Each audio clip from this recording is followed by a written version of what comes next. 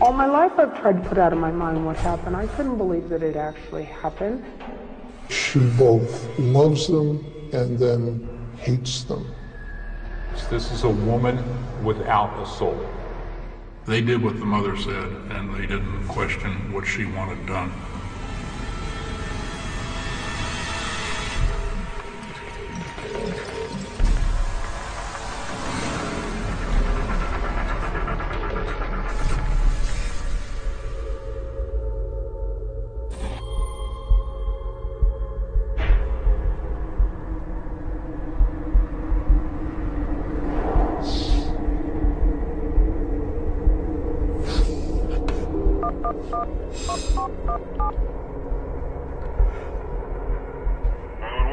Hello? Hi, my name is ᴛᴇrᴇsᴜ. On October 27, 1993, the sheriff's office in Nevada County, California, receives a call from 23-year-old ᴛᴇrᴜ. She had told me that she had called authorities around the whole area. She felt they thought she was crazy because of the bizarre story she was telling. She described a burning body off a roadway. I was familiar with a case like that. I was just afraid. I was afraid to say anything. But this is not a recent crime ᴛᴜrᴜ recounts. It is a murder that happened nearly a decade earlier in neighboring Placer County. She had been trying to tell the story over a number of months to law enforcement agencies. We were very excited when we received the information because nobody else would know of this unless they had been absolutely there at the scene or had intimate knowledge of the crime. The original investigation started 9 years earlier after a horrifying discovery. A citizen called the office at about 4:30 in the morning, told the dispatch center that there was a body burning alongside the highway. So our patrol units were dispatched and the fire was still going. And she was laying right here, about 25 feet off the highway. The majority of her body had been burned. The clothing that she was wearing had been burned. Forensic experts determined gasoline had been poured on the victim.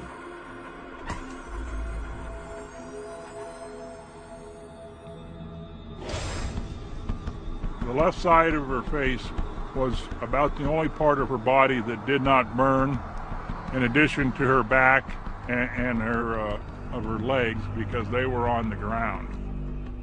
There was absolutely no identification on this body. There were no witnesses that ever came forward. She had duct tape across her cheeks and mouth and lips, and she had duct tape on her hands. Police found a collection of personal items, clothing, jewelry, and silverware. They also feared the life of a young child could be at risk. Diapers were located at the crime scene. That was very surprising. We believe that possibly a young mother had been kidnapped, the child was stolen. We might have had a serial killer on board in our area. The entire area was searched, but no baby was ever discovered. So for a long, long time, we wondered what the connection was with those diapers. The investigators felt that they had what we call a body dump. A composite photo of the victim was created, but no one came forward to identify her. The coroner ruled she was still alive when set on fire. The body was labeled Jane Doe, number 485884. This case was never a cold case for us. We would revisit it from time to time. ᴛᴇrᴇsᴁ reveals Jane Doe was her 17-year-old sister, Susan. Up until this point, I had been chasing a ghost. And now I finally had something to put a name to. And that was extremely important. But ᴛᴇrᴇsᴁ has a lot more to tell.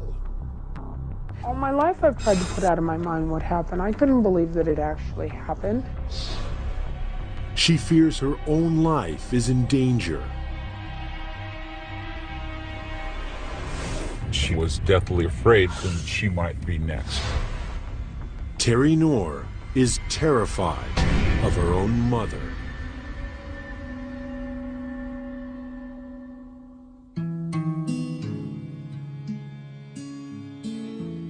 Teresa Cross Knorr was born in Sacramento, California in 1946 to Jim and Swanee Cross.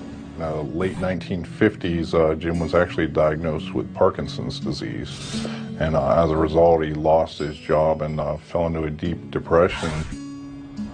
Mom and older sister Rosemary supported the family, but there was tension at home. The mother always seemed to focus most of the attention on Teresa. When Teresa was just 14, her mother suffered a massive heart attack.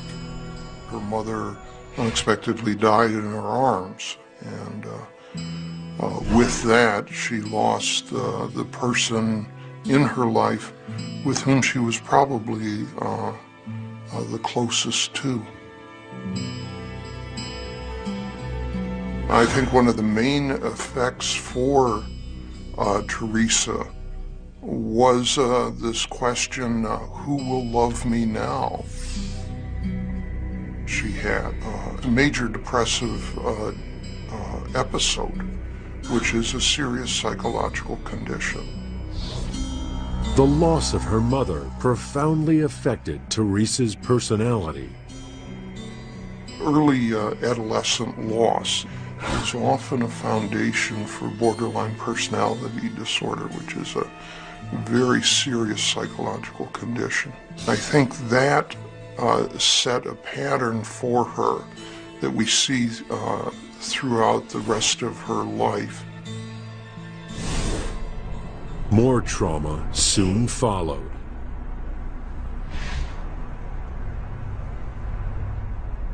In effect, every sense of security that Teresa ever known was gone in a flash. Teresa was attractive and knew it. She started using her sex appeal to manipulate men. And it's not uncommon for persons with borderline personality disorder to use sex as a way of both attracting and then retaining people in their lives and exploiting them with that form of behavior. And that puts her on the course of finding a man who became her first husband. Within a year of losing her mother, Teresa was married and pregnant. And she feels as though now she has got the stability that she has been lacking since her mother's death. 21-year-old Cliff Sanders was a farmhand from the rural community of Galt, California. Galt is a small town in Sacramento County. It's sort of a little western town. A lot of people wear cowboy boots there. But Teresa's emotional needs and insecurity began to impact the relationship. The marriage quickly went downhill because Teresa was jealous of whenever he would go anywhere, anybody he would talk to, you know, because she tried to keep a short leash on him. And as a result, the marriage crumbled. She was a control freak. She followed him around. She wanted to make sure that he didn't see other women. Teresa gave birth to a son. The following spring, she was pregnant again. But there was little to celebrate. Cliff had had enough. Being married to a person like Teresa would both be heaven and hell. Heaven when she was happy and vivacious and erotic and very sexy, but hell when she would fly into her rages. And the terrorizing thing about it would be you wouldn't know what would kick her off.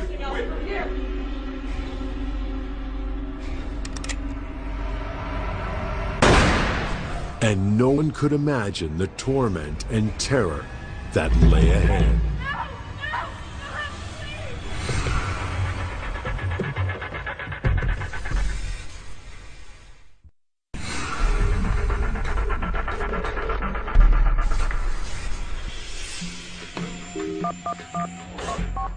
In October 1993, ᴛᴇrᴇsᴜ calls police in California and reveals tragic secrets that have haunted her for nearly 10 years. The following day, I flew out to Salt Lake City and interviewed her for 4 hours, and she was very happy to know that something was going to be done. I was just afraid. ᴛᴇrᴜsᴜ reveals that a body set on fire on the side of the road back in 1984 was her 17-year-old sister, Susan. But she has more dark secrets. There was another body dumped by the edge of a small lake. That was a young female. She was in a cardboard box. She had been bound. They were dumped almost a year apart from each other. And within about 6 miles, the girl in the box, she was disposed of and bound in different type ligatures, and so although it's unusual to have 2 bodies like that dumped close by, we were not able to make any connection. The body was never identified at the time. A double homicide. But Terry reveals it was her older sister, 20-year-old Sheila. She was deathly afraid she might be next.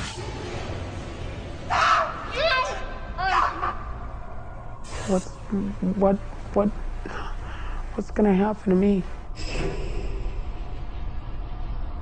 Her mother, Teresa, was emotionally damaged by the death of her own mother in her arms. The key in borderline personality disorder is the fear of abandonment. You think I cheat on you every 2 minutes? It's crazy! Her mood swings were too much for husband Cliff. You know, he'd been accused time and time again of infidelity. He was sick of dealing with the situation. He told Teresa he was done, he was leaving. Take something else with you too! What?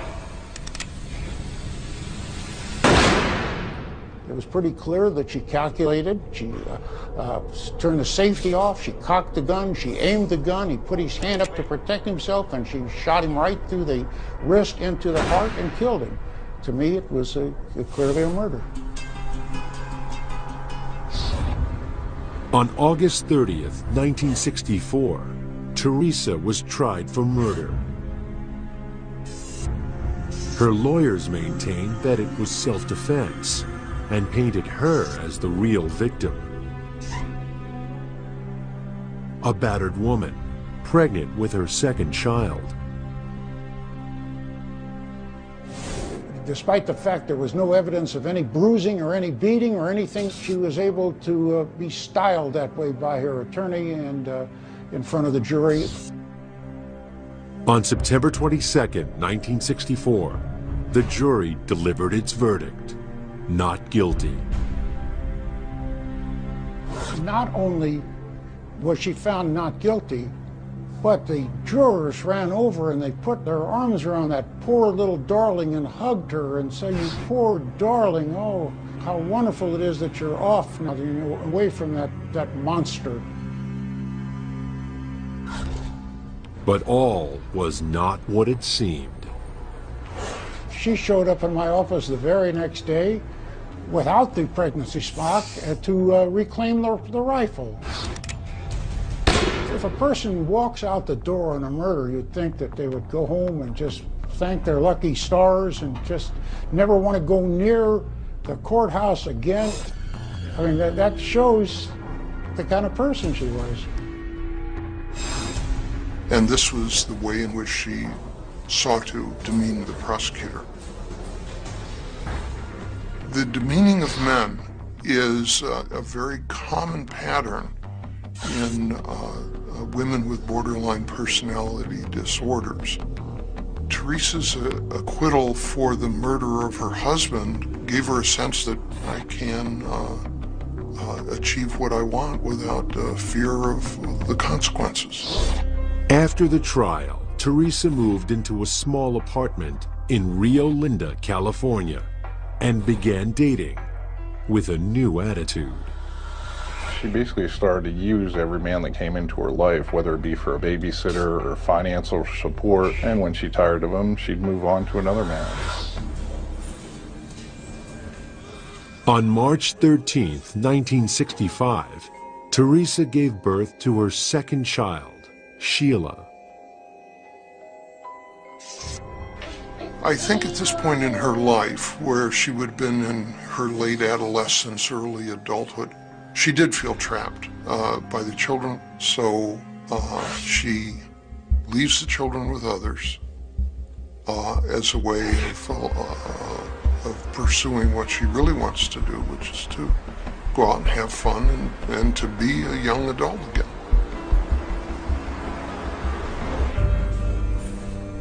Teresa became pregnant a third time and married again to Robert Knorr.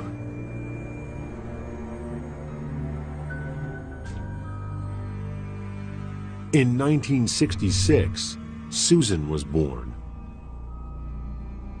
followed soon after by William and Robert Jr.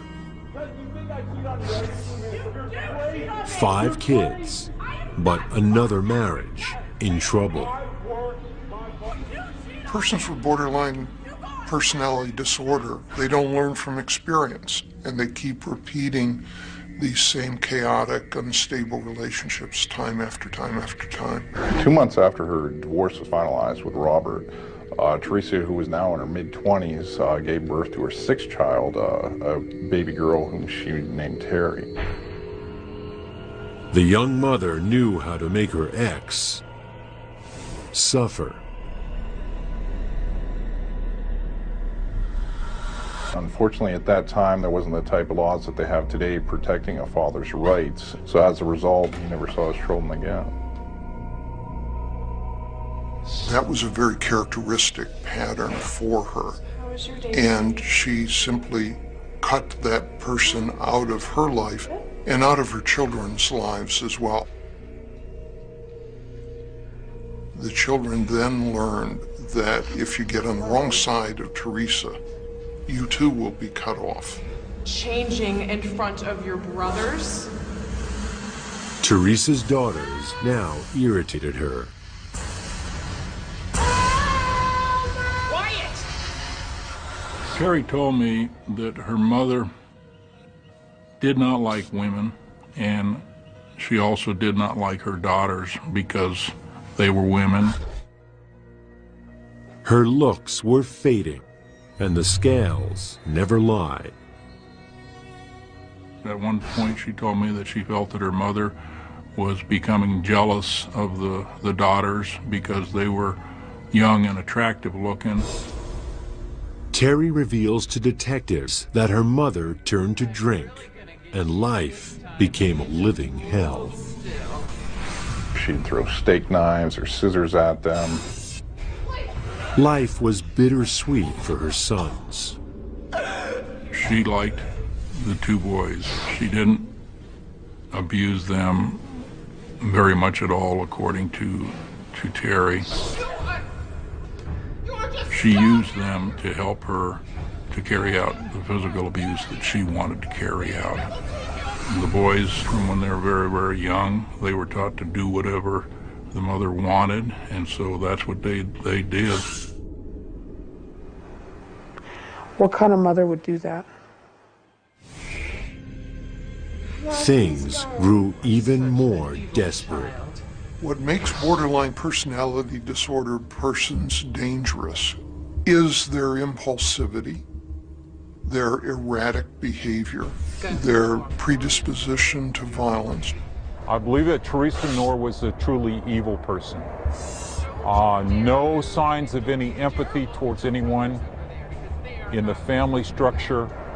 This is a woman without a soul.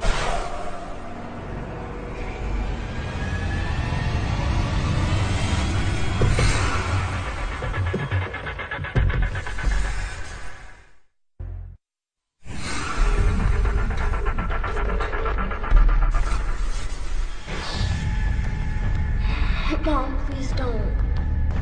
You are such an evil child.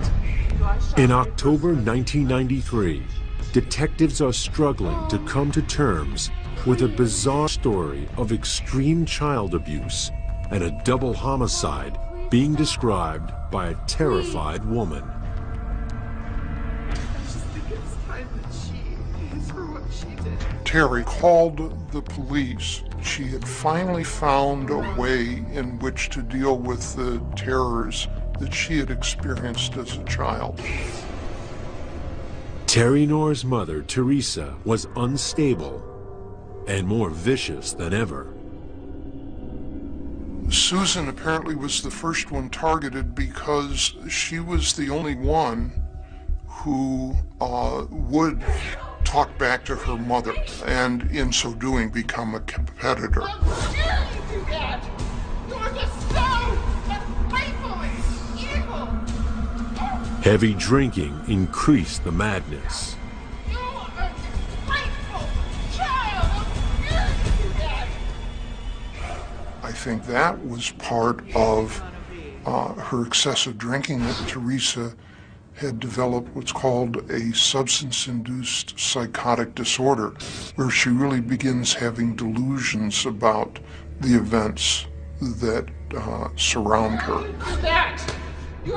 Teresa ordered her sons to join her in inflicting pain.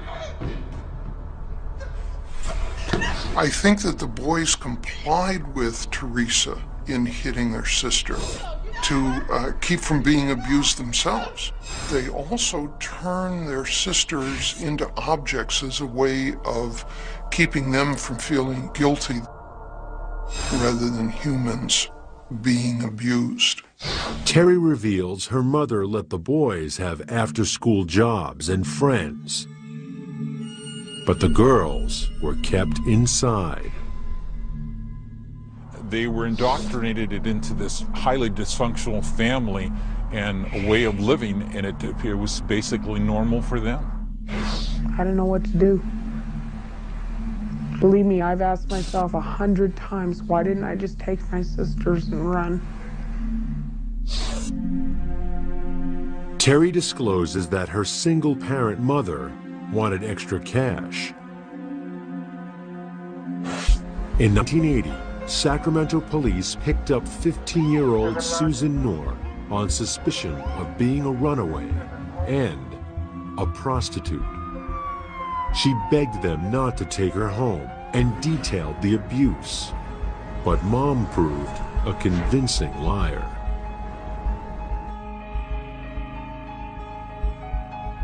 Her mother made Terry tell the authorities from Child Protective Services that there was no abuse going on in the home, that there were no problems. That's what occurred, and Susan was eventually released back to the home. Susan's cry for freedom had proved a fatal mistake. Now, she was a prisoner with the boys on guard duty. They're still emotionally being controlled by the person that abused them, and that's probably what happened to both William and Robert. This is the neighborhood adjacent to the mobile home park and the apartment complexes where the Knorr family lived at the time. The beatings and torment continued. There were forced feedings and terrifying bedtime stories to keep her kids in line. Which one of you is it gonna be? Teresa believed that she was a good mother. She also, however, was very violent with them, and by giving the children both experiences, she taught the children that she could both give and take away her love. In June 1983, an argument got out of control.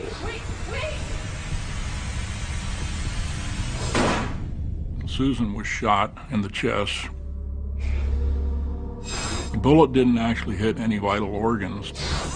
Terry told me her mother placed Susan in the bathtub and worked on giving her care so that she could recover from this wound.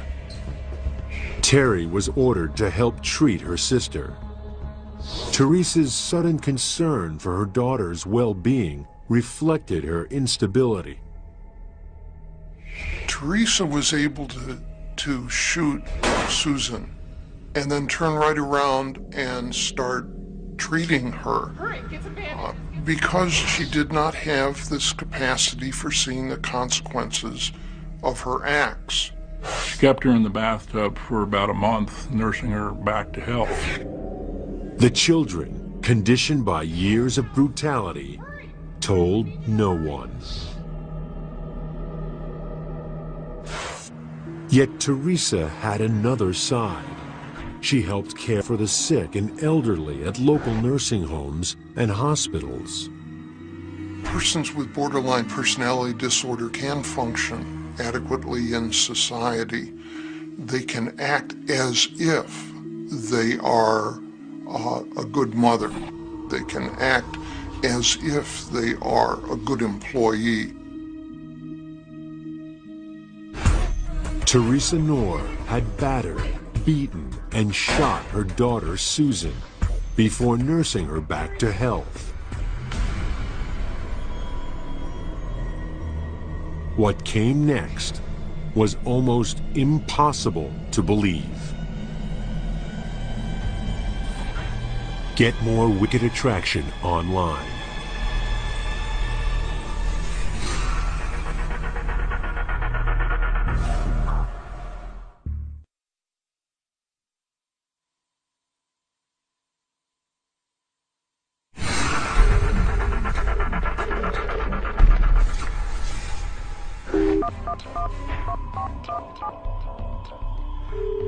In October 1993, ᴛᴇrᴜ is revealing to detectives the hell she endured as a child at the hands of her violent and manipulative mother, Teresa.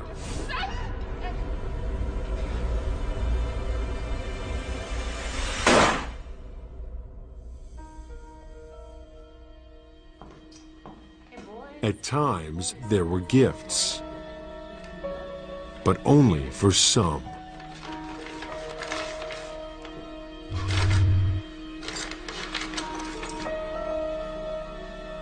She used the indulgences as a way of manipulating the children. Good mothers do these kinds of things. How could you think that I'm a bad mother? Are you serious? I can't believe it. Oh my gosh. Oh, you deserve it. Thank you. Yeah, these are almost fun. Oh my gosh. I love you, boys. One minute she could be sweet and kind, and then the next minute she was this evil, devil-like woman. You never knew what you were going to get with her. She shot her daughter, Susan, then nursed her back to health, only to stab her in the back with a pair of scissors. Susan realized it's do or die.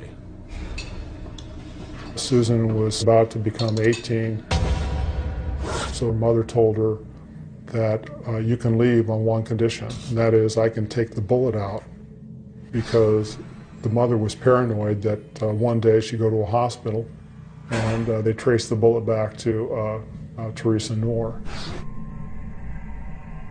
Susan reluctantly agreed. It was the only way to escape the madness.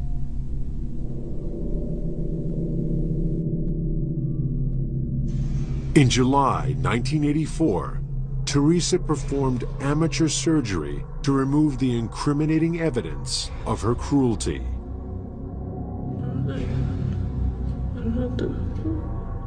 She had Susan drink a bottle of whiskey and lay on the kitchen floor while the mother took a sharp knife and cut the bullet out of her back. Susan lapsed into a coma.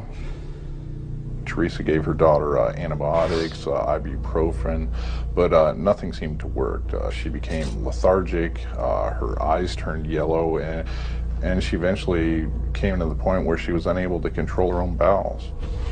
Teresa insisted the other children ignore their sister.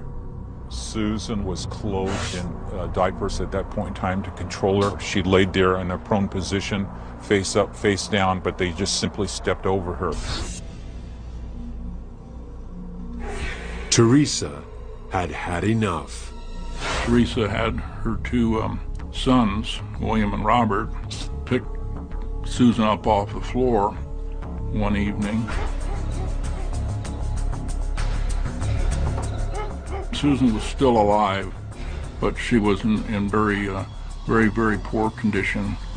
I do think at that time the boys, if they had wanted to, they were physically strong enough that they could have stopped their mother.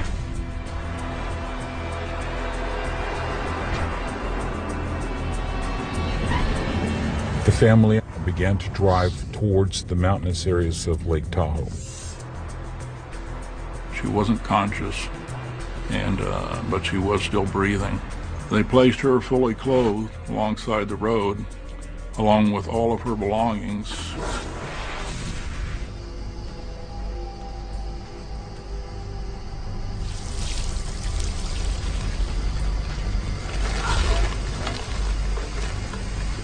William set his sister on fire.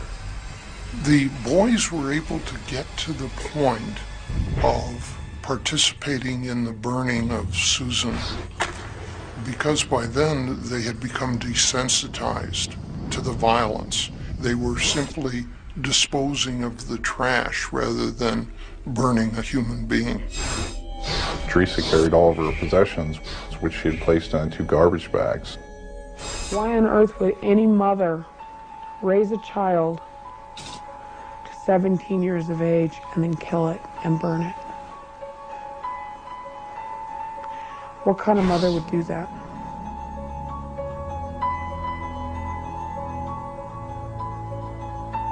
In her statement to police, Terry Knorr says she hoped the violence would stop, at least for a time.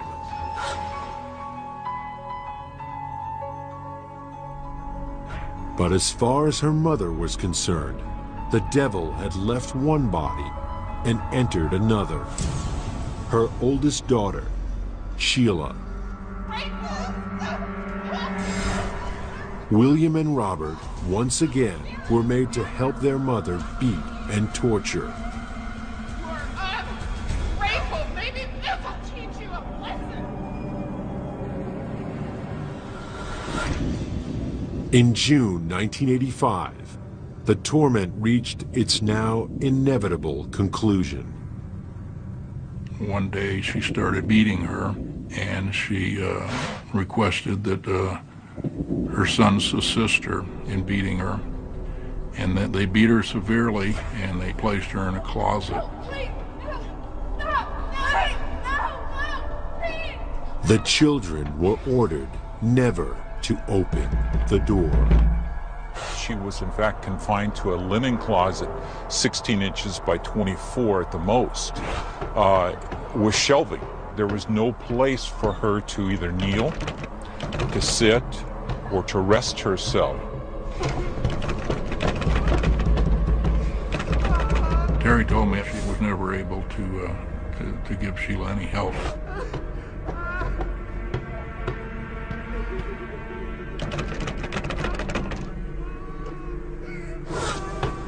She had yelled and cried and pleaded for help during that time period, but they simply turned the TV up louder.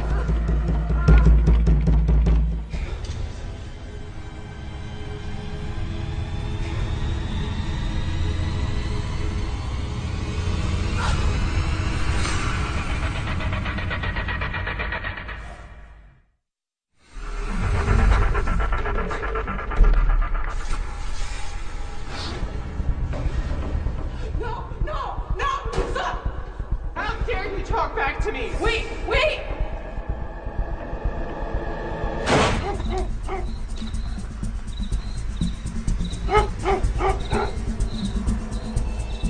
In 1993, ᴛᴇrᴇrᴇsᴜ tells police her sister Susan was shot and burned alive by their own mother, Teresa.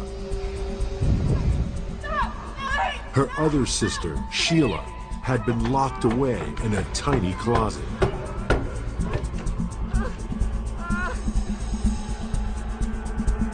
The last thing that Robert heard was a thud. No one opened the closet for a couple days. The smell of death was a problem.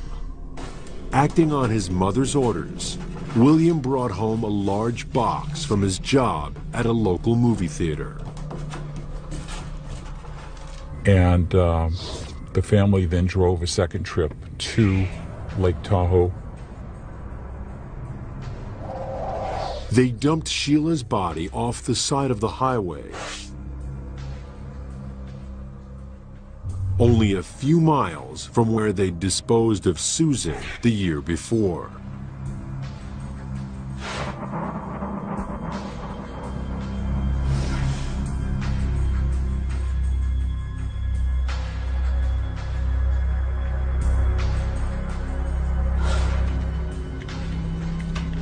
The police did not make any connection between the two murders, and the identities of the victims remained a mystery. Until ᴛᴇrᴇrᴜ came forward 9 years later. I was just afraid. For the first time, investigators are able to put names to the victims. They also now know why there was a diaper near Susan's charred remains. The regular beatings and sickness had left her incontinent. 2 murders, and now panic set in. After Sheila's death, Teresa became very paranoid because in her mind there was evidence inside that closet that could connect her to her daughter's death. So she actually ordered Terry to go inside to douse the entire place with flammable liquid and then light it on fire. Investigators suspected arson, but there was no one to question, as the family was hiding in a motel. Terry, now 15, and afraid that she'd become Mom's next victim, ran for her life. Terry did what she had to do in order to survive. That's why she ran away. She knew if she didn't, she could very well be next, and she probably would have been. Terry just wanted to get out of there. She wanted to get out of there as quickly as possible. Robert lived with his mother for a time, but William moved in with a girlfriend. Friends offered Terry a safe haven.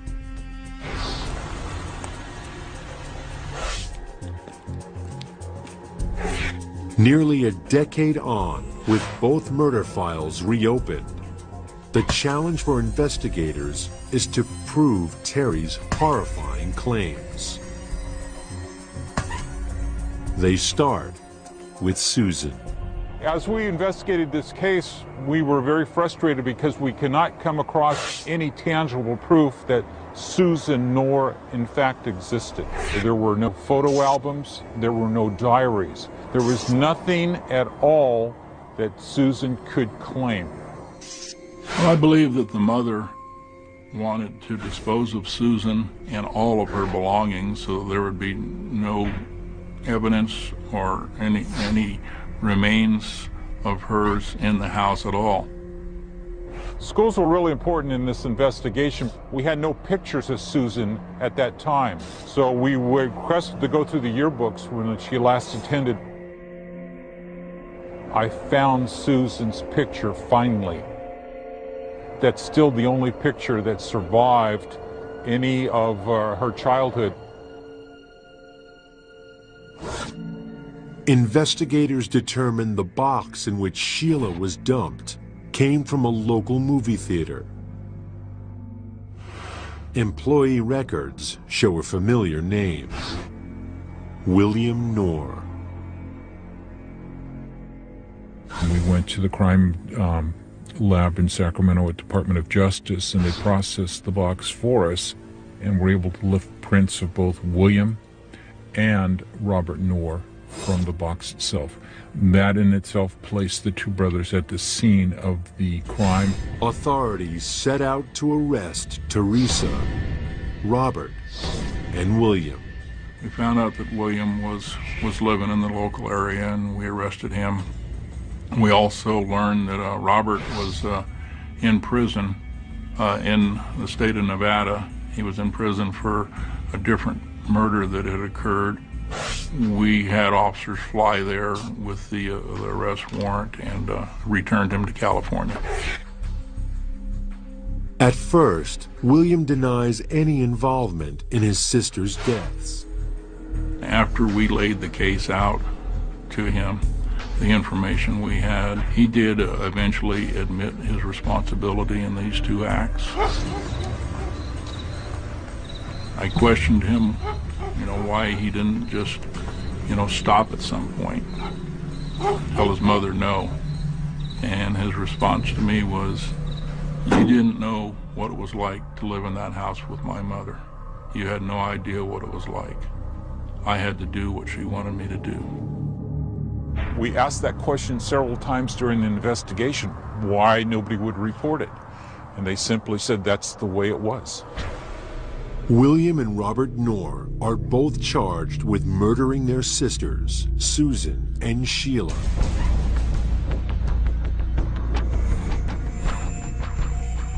Police travel to Salt Lake City, Utah, where Teresa is now living under her maiden name and providing home care to an elderly woman.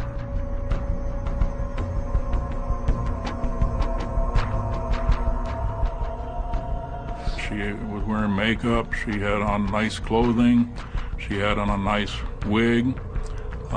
She seemed to be living a pretty good life. Teresa Knorr is charged with 2 counts of first-degree murder. Prosecutors drop murder charges against the boys, but still hold them accountable.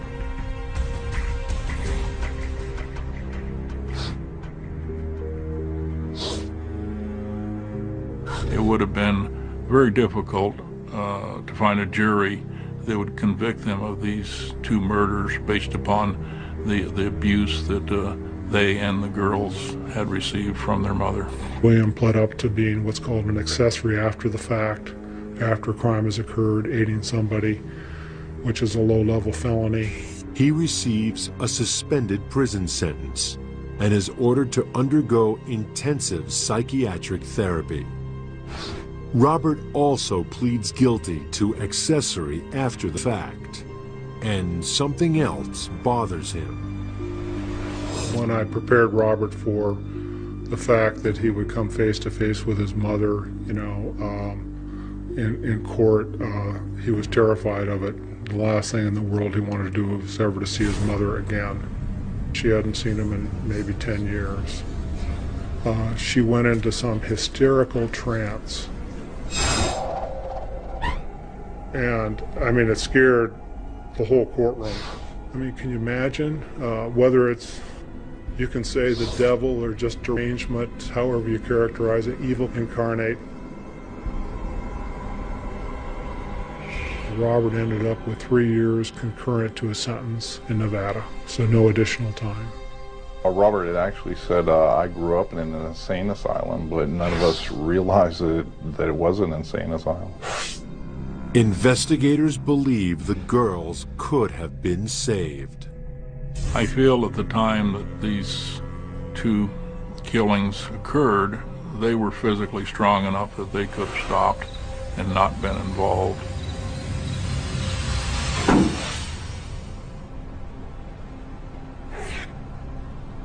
In court, Teresa's second husband had a message for her. I hope you burn in hell for what you did to my kids, woman. On October 17th, 1995, ᴛᴇrᴇsᴜ pleads guilty to murdering 17-year-old Susan and 20-year-old Sheila. The prosecution's case is built around Terry's brave statements, but she is spared the trauma of having to come face to face with her mother.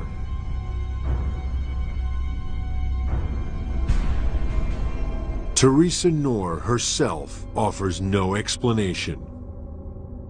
Her lawyer claims she's remorseful and for years led a bizarre, chaotic, and crazy life marked by heavy drinking and untreated mental illness.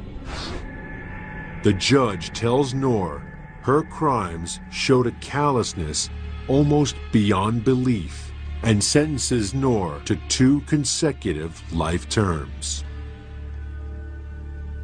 She will not be eligible for parole until 2027, at the age of 80. For Teresa's only remaining daughter, Terry, the guilt remains. I just want my sisters to know that I had nothing to do with this and I love them. And they're gone now and I don't have them. And I want them back. I know that Terry had a lot of hatred for her mother because of what she did. What kind of person am I going to be throughout the rest of my life because of this? That's what I want to know. How am I going to deal with this? What's going to happen to me? In 2003, Terry Noor suffered a fatal heart attack. She was just 32 years old. I'm sure that she had many, many nights of terrible nightmares.